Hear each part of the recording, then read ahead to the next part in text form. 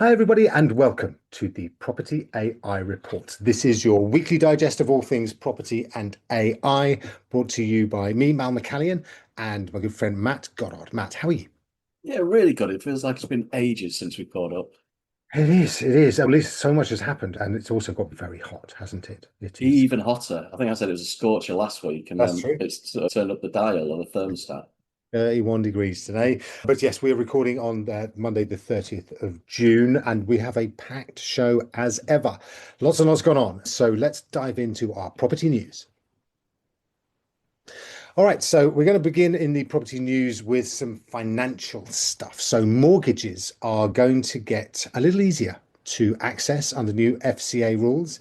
The City Watchdog is helping mortgage companies to be able to basically open their products up to more and more potential customers and relaxing some rules around who can apply. And I think this is a really potentially brilliant opportunity for the property market. If people can access more mortgages, then there is obviously a higher propensity for them to be able to go and buy some property, which should give the market a bit of a boost, right?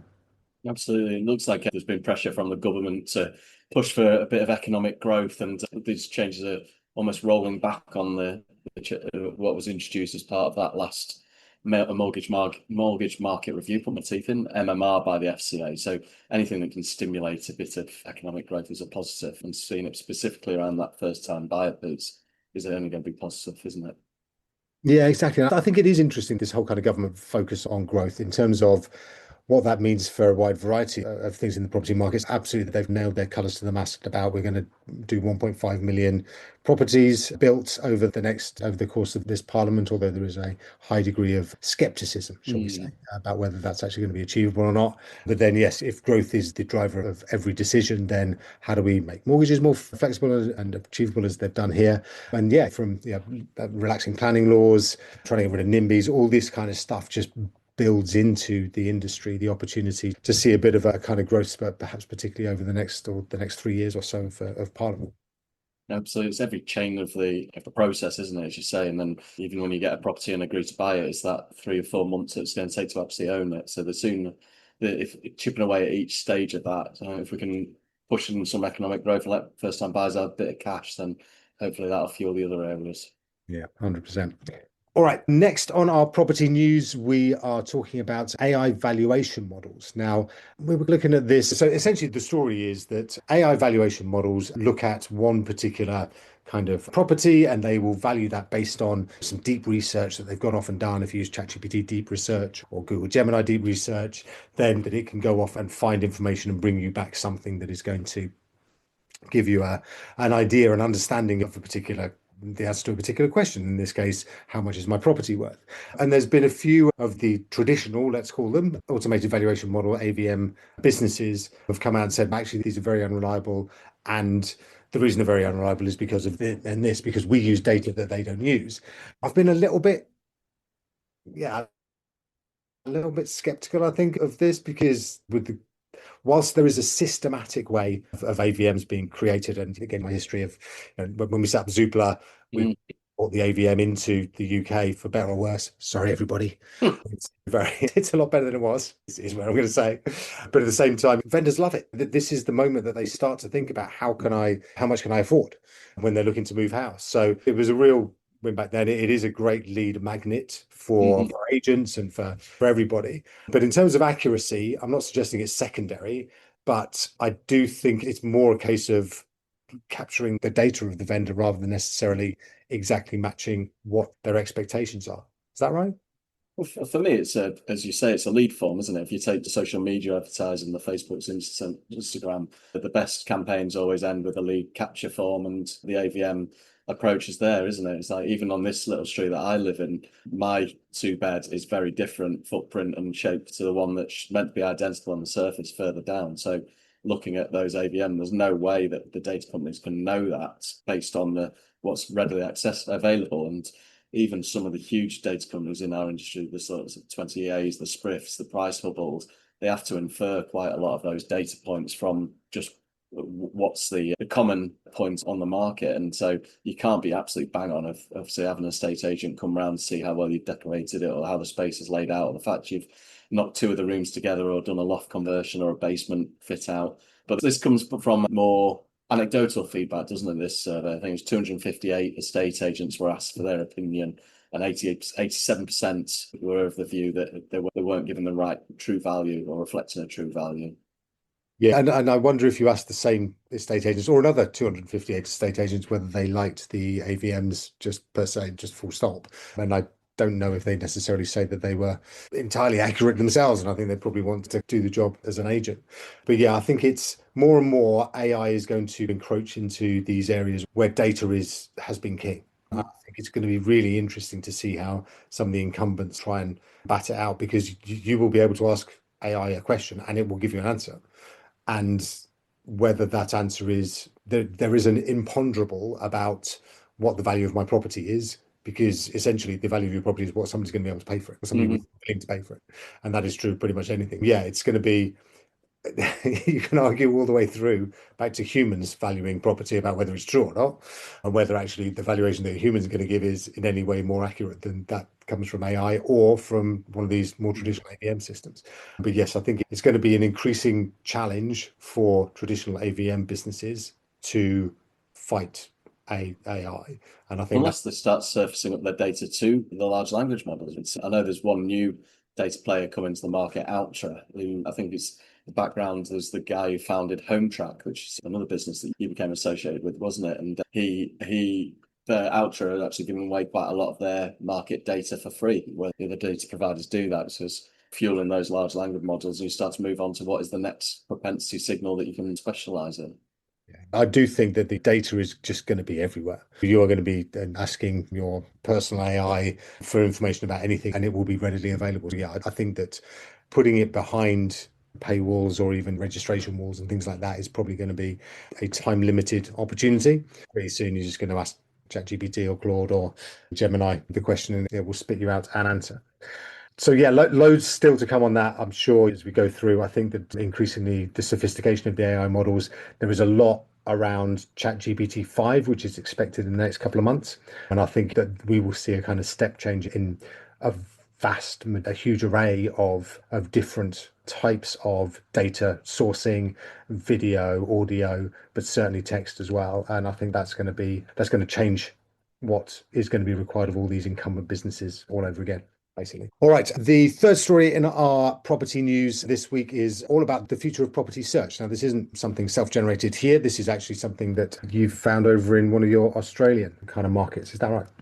That's exactly it, yeah. So rather than set you up like I have done the last few weeks, this actually came out of Elite Agent, and more specifically an article written by one of the Ray White principals, a guy called Avi Khan, who's principal for a few Ray White areas around Marsden and Daisy Hill in the Sydney area. But specifically, he was very much championing the idea that with the portals and with the rise of the large language model search that you were talking about on that last point, you really need to own your data, or data, as they would say, over that side of the world. It still amazes me that I see really strong agents and with brands, really strong brands who, when you go onto the website, it's a beautiful homepage, and then when you look to search for a specific property, you get bounced off to Rightmove. And I can think of some specific ones just in the last couple of weeks where you're losing that traction and that content away from your own domain authority. Yeah. And I think that this is going to be an increasingly important mode for agents in the AI age, which is how do I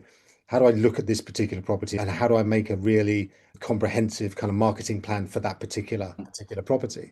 And I think one of the things that's going to be great about it as well is that AI can help, right? So AI will actually sit there and look at it and go, this is a property in this particular location. It appeals to families with kids because there's a school like over the road. So actually, this is the place that you should be marketing this particular property to first. Can I then build that Facebook ad, chuck it out instantly, so you're actually doing this almost on the fly, and then yes, making sure that where you share that content you are in absolute control of. And it might be that an appropriate portal is right for you and stuff like that, but at the same time, the amount of money that you spend on this stuff, man, just without getting on my hobby horse just yet, giving that away to somebody who then charges you through the nose for the privilege is a difficult one, I think, to sustain in the world of AI. And I think that's going to become increasingly something that smarter agents think about. Why am I actually giving this really important content to somebody that is not, that isn't respecting it and isn't actually using it to my own benefit.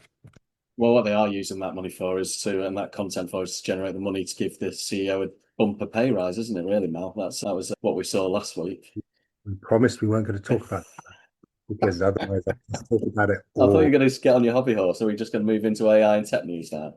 Seeing as you mentioned it, 6 million quid, an increase of £300,000 to Johan Svanstrom has been announced. So yeah, it's admirable. I'm sure that he's able to increase the price of his monopolistic portal by an average of sort of 15% every year. But as you've been out on these tours, and I've been hearing agents genuinely heartbreaking stories of amounts that they've been charged. I had one last week, 2,950 quid on the Optimizer Edge package, and is now being increased by 760 quid, which is unbelievably eye-poppingly huge. It's like 25%. So yeah, I'm going to not talk about that anymore. Perfect. Anyway, I think it's probably time we moved on to our AI and tech news. All right, excitingly, we've had a little insight into what OpenAI and Johnny Ive, who regular listeners will remember, he designed the iPhone, he designed AirPods, he designed the iPad, the Apple Watch, sorry. So he's a phenomenal designer, he's a Brit guy. But he has now been working with OpenAI to build the next generation of devices. And these are the AI devices that we will all be using going forwards, just as we all use the iPhone right now and so on. Yeah, the first, so there was a court case over in America, as there frequently is, around any new stuff. So this is a company called IO, which is AYO, I think, that is suing IO, which is the letter I, the letter O, which is Johnny Ive's company, and it's recently acquired by OpenAI, for breach of copyright. And it first of all looked like it was the way that the name was pronounced, but actually it looks like now it's much deeper than that, and they're actually accusing them of ripping off their new device. And the kind of device that it is, excitingly, is an in-ear microphone and headphone that will listen to everything around you and understand what's going on, and then be able to take action. You can talk to it as well, and it will talk back to you. And then this device will be the way that you interact with AI, in the same way as the phone has become the kind of default you interact with digital. So yeah, I thought this was really quite exciting, because you can visualize everybody walking around with these little in-ear things, can't you?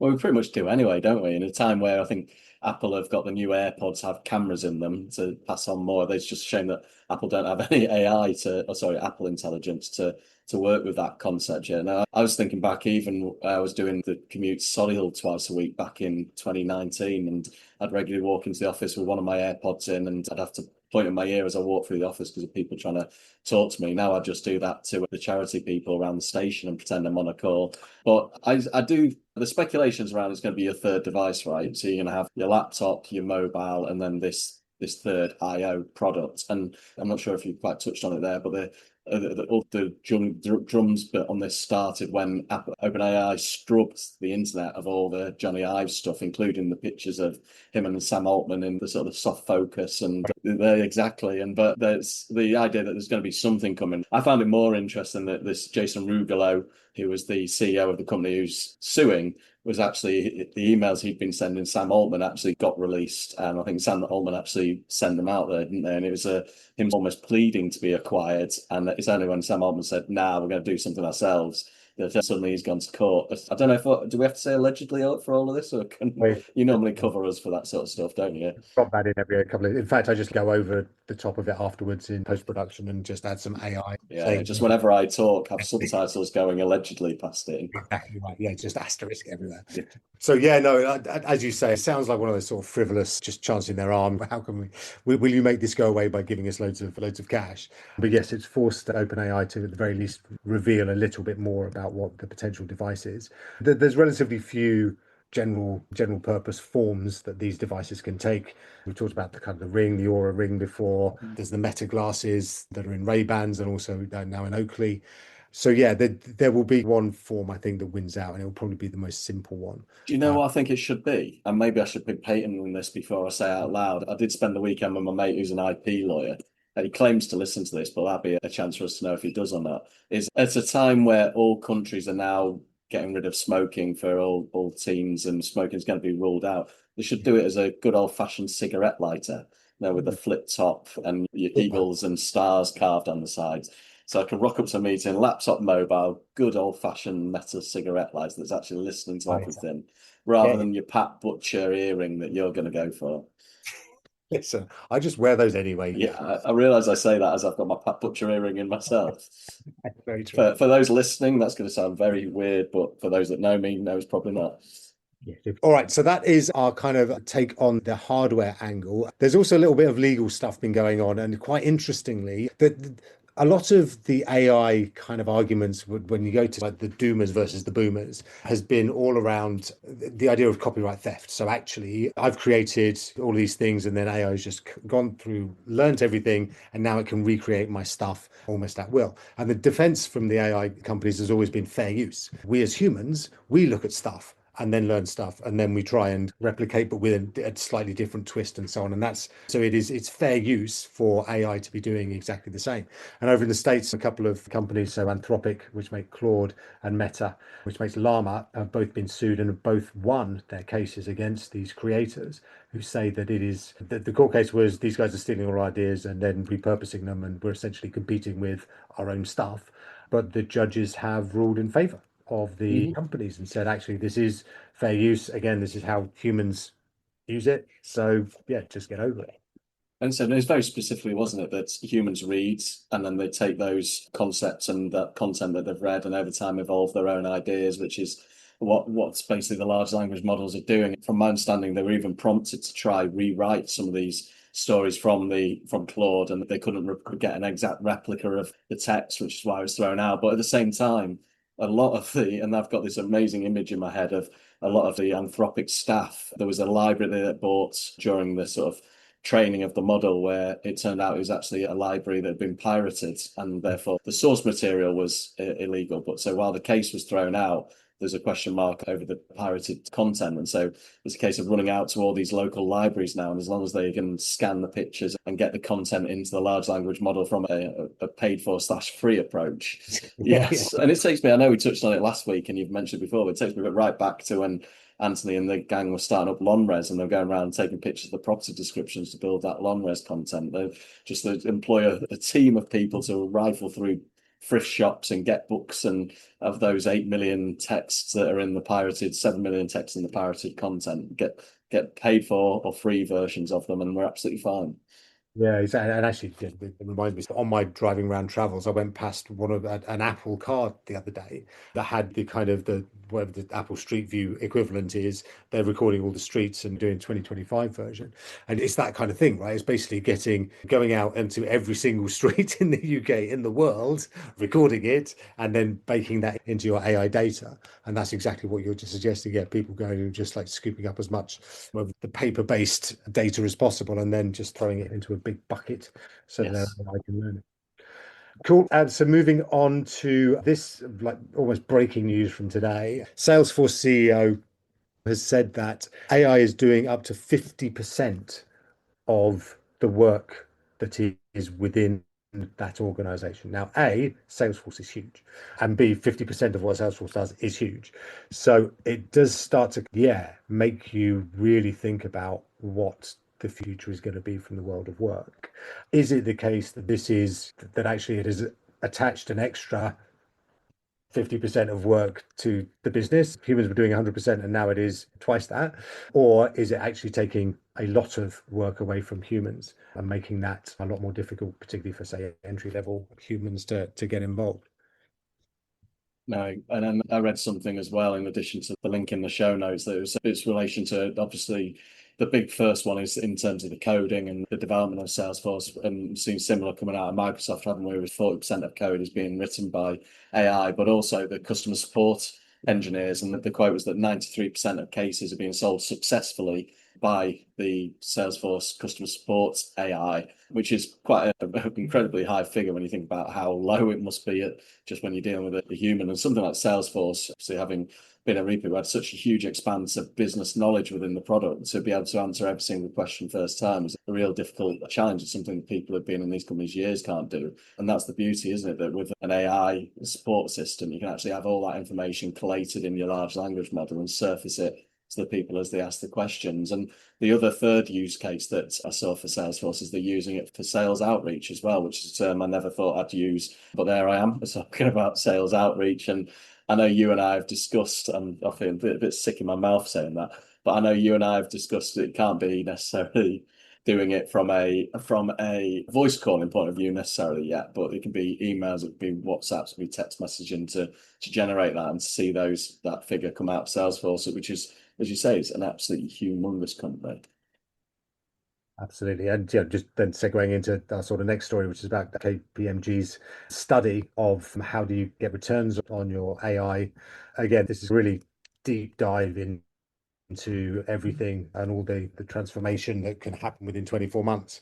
But it's quite it paints a picture that we are going to be doing far more with machines, and that does have an impact on what we're going to need humans for. No, absolutely. And this is one where I know I've been quite outspoken in terms of these surveys sometimes, where you got a survey at the start of the year that was from June, July of last year, and things have changed quite dramatically since then, especially with things like agentic almost becoming a sort of an expectation across the board. But this is from this quarter, and if you look just in terms of people being surveyed, it's KPMG businesses a certain threshold, but 99% of people are thinking about using AI, which leaves you thinking maybe the 1% hasn't really read the question correctly. And actually, they're just the trends over time. So it's looking at this quarter versus the same quarter 2024. We're looking at for Q1 2024, 51% of respondees were exploring AI agents, whereas 90% now are actually beyond experimentation. 37% were in pilot, whereas now 57% are in pilot. And actually, the figure deployed is still pretty much consistent at 12%. You can see that shift as people move through it. But the big point that came out, and it follows on from a comment we made about the Rebit AI that was announced last week, and so their CTO Dawson's focus on data security and trust. And it's very much there are concerns in this KPMG study around the security of the data, but also just the quality of the data and the way that people have got data siloed across their businesses. So it's not data security as such, it's two separate things, security and then the businesses not having their data all in one place, which means they're being held back in terms of trying to deploy some of this stuff. Yeah, no, exactly right. And yeah, and there's a compliance team, there's a risk officer, there are people who worry about this professionally. And for them, this is not an easily solvable problem. It is something that is going to hold back some of the businesses from adoption for a reasonable amount of time, I'd suggest. So yeah, next up, just talking about, again, transformation as a result of AI. The links from Google are deteriorating quickly. So if your business is predicated on search engine optimization and getting as many organic links and click-throughs as possible, then you are seeing a significant decrease in your traffic, which will have a significant impact on your business. So Google has decided to launch something called OfferWall to try and take away the pain of the fact that your business is withering on the vine. And so the idea is that OfferWall, you will be able to monetize your traffic even better using some Google tools like micropayments, taking surveys, watching ads, things like that. And a lot of this stuff has been tried in the past and by various publishers on top of healthy Google traffic, and it hasn't really converted into stable and certainly significant revenue. Hi, it's Mal, just dropping in post-production here. We unfortunately lost the signal between me and Matt at this point. So we're talking about a Google app called Doppl, Doppl, and it's how you can upload a photo of yourself and some clothes, and this is what happens. Take a picture of some clothes or upload some clothes that perhaps you've seen on one of the websites, and then and Doppl will then make you wear the clothes using AI. And even apparently they've got a little video as well where you can see how it looks when you sashay down whatever particular catwalk you want to sashay down. So I love this because I think it's really cool. I think that it's very much going to be how we look at properties in future as well. Our model prop, we have our virtual stage, which is awesome. But yes, I can easily see that this will become another way of people imagining themselves in homes by yeah, just taking pictures of their own furniture, shoveling it into our AI, and then you can go and see yourself sitting on that couch. That's how I've dealt with the heat now, is that I've actually taken a photo myself and included some clothes to make it look semi-presentable. That's very kind of you, by the way, and thinking of the viewers particularly. I'm grateful for finally some professionalism from that You're side very of welcome. I've the been phone learning mic. for you. It's Um, Good, rubbing off on me. brilliant. So we just have one more very quick tech news story, and that's about Meta AI and the fact that they are acqui-hiring like crazy. So they are basically throwing the kitchen sink 100 million quid at people to come and join them, targeting OpenAI kind of key researchers in particular, but also, yes, Scale AI, getting 49% of that business and getting one of their high profile, I think he's 24, 28 kind of founders who's very much the next kind of big thing. So yeah, it's just interesting because Meta made a big flop with its Llama 4, where it was found to have been gaming all of the benchmarks to try and make it seem better than it was. And yeah, this Mark Zuckerberg is not taking any prisoners here, right? No, he's going after all of them, isn't he? And I was even listening to a podcast on the way back from the dentist earlier where there's a guy come out and said, look, I'm taking the job at Meta, and there's no £100 million golden hello for joining Meta, honest. There's some decent cash being thrown around, but in this world where there is just a handful of people who have been very early on in these foundational models, you're paying to get that in Llama 4 sense back in the game. And then also there's this race for super intelligence as well, isn't there? Exactly. So have you had the call yet? Yes, I turned it down because I don't want to move from Campbell. That's right. And obviously this podcast, you wouldn't give this up, would you? You've already done the 100 million, haven't you? Yes, this is now from next week. Matt Goddard on his own, all about property and AI. And no, I'm sure that those checks are in the post and will be with us shortly. But yes, for now, I'm afraid you're stuck with us for at least another week, everybody out there. So we are going to just finally have a very quick look into our AI tool of the week. This is ElevenLabs for, again, those who aren't quite sure. ElevenLabs is one of the very cutting edge voice AI applications. It is really awesome. And it has been doing some stellar work in terms of making voice and voice AI really realistic, really nuanced, emotional, very realistic, frankly. And they've launched a new standalone voice generation app that you can go and download this very day. And it will give you the ability to essentially make some very cool voices and get them to say some very cool things. It's super good fun. So yeah, as we always do on this show, we encourage you to go and play. AI is going to become such an important part, even more important part of our lives going forwards, and not just for us, but for our parents, our kids. Knowing and understanding what is out there and what it can do is really super important. So when you get something like this that is fun and interesting and you can download it on your phone, then we'd highly recommend it. So this is called ElevenLabs, and yes, go and have a look at its app, standalone app for iOS and Android. All right, that is it for this week. Gosh, it's been a red hot week in AI and a red hot week in general weather terms. Very good, Mal. Thanks very much indeed. I've been trying to get some kind of segue in. So look, we are going to be back again next week for even more property and AI news. Thanks so much for your time, for sharing it with us, and we will see you again in a few days' time. Thanks, Matt. Have a great week, everyone.